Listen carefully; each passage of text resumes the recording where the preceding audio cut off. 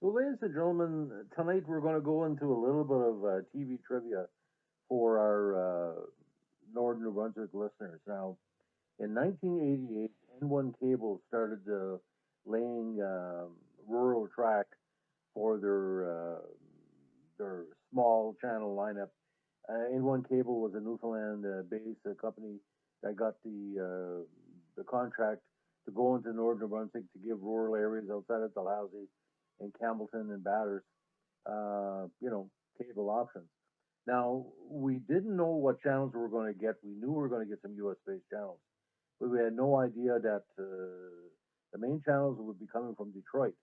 Now, Detroit, as you know, high crime area, very splashy news, WDIV and everything else. But when my dad basically turned on the TV, I think the cable was installed, took a couple of hours, something weird came on the television. And Dad said, "Is this for real?" Let me tell you what it was. It was a talk show unlike any other talk show that I think I have ever seen. And being a young journalist at the time, I really didn't know about it. Something called the Morton Downey Jr. show. Now, Morton Downey Jr. was a kind of multi-talented person. Actually, he was born into the Bennett family of all things, where his aunts Constance and Joan Bennett were big stars. Joan, of course, Dark Shadows, and his maternal grandfather was the celebrated Matinee idol Richard Bennett. Now, he started off as a program director and announcer in his entertainment career, but eventually went over to being a disc jockey and then a singer. And he had some success as a singer, but he basically wanted to continue in the entertainment genre. Now, in the early 1980s, he started hosting a talk show in Sacramento where he employed his abrasive style. Now, he was fired in 84 and subsequently replaced by, get this, Rush Limbaugh. He was also in Chicago for a while when he was basically his shock jock style was, only going so far.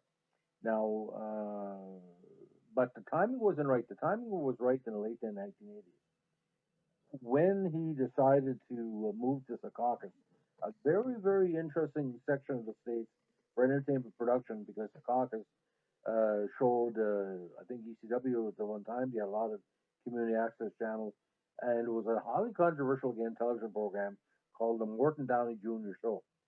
To call it bizarre would be giving the word bizarre an understatement. It started in a local program on New Jersey superstation WWOR in October 87, went in national syndication in early 1988, and all bets were off. He had porn stars on his show, former wrestlers, Nazis, white supremacists, black power people, all kind of appearances that would draw anger from the audience. The audience was crazy for Morton Downey. He would egg on not only the audience and the presenters and the people on the show, he would directly confront them. Um, he pretended he was a right wing conservative. He would call, like, some of the pablum puking liberals and use the term zip it, which I think was an Archie Bunker phrase, was invented many years before or popularized by also Mr. Dr. Evil used it later on, but that's another story altogether. That's a different podcast. Now, the biggest one when he went to the Apollo Theater in 1988 in an event involving Al Sharpton and core National Chairman Roy Innes. The exchange led to the two, black leaders leading to a shoving match and Downey having to break it up. Um, Now, because this was distributed by MCA Television, MCA was known for taking big chances on syndicated. The bigger cities, it was done well, but rural New Brunswick was not ready for Morton Downey. I noticed for a fact it was the talk of Northern New Brunswick in the rural areas when the cable was brought in to have the channel on. I think it was 5 days a week. Not sure NBC or I don't think it was CBS. I think it was WDIV. But to see such a bizarre show, I mean, to see high level porn stars like Seika and all kind of different wrestlers, well known wrestlers as well. The Ramones are on the show. All these, New York, New Jersey celebrities. Now, the show itself started to fade because Morton couldn't keep it going for longer. Uh, I think it was about a year, and it was getting so manic that there's other controversies going on. But I've just thought I could do a 10-hour podcast on Morton Downey Jr., all the different episodes.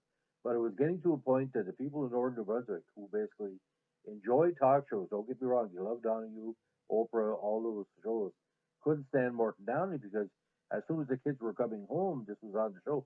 I think Morton Downey could have been a 4 p.m. or a 5 p.m.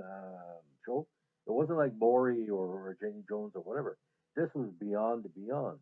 And it was almost like it was live to tape. You had a possibility of murder or mayhem in every episode. And he was, putting it to level 12. Now, of course, like any show like that, viewership went up, went down, and it would drop for numerous markets.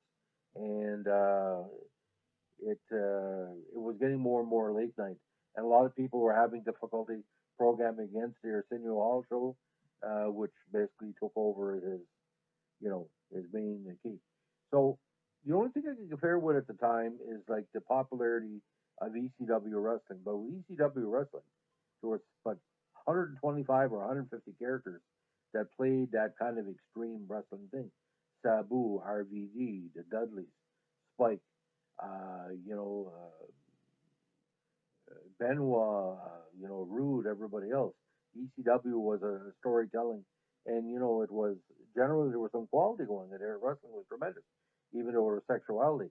But Morton Downey Jr., I mean, we had Sam Kinison at the time. That was one. Andrew Dice Clay. Was Morton Downey Jr. only the put on because he was mimicking what, again, Andrew Dice Clay and all the shock performers were doing? It was akin to basically watching the circus where the barker physically attacks his audiences.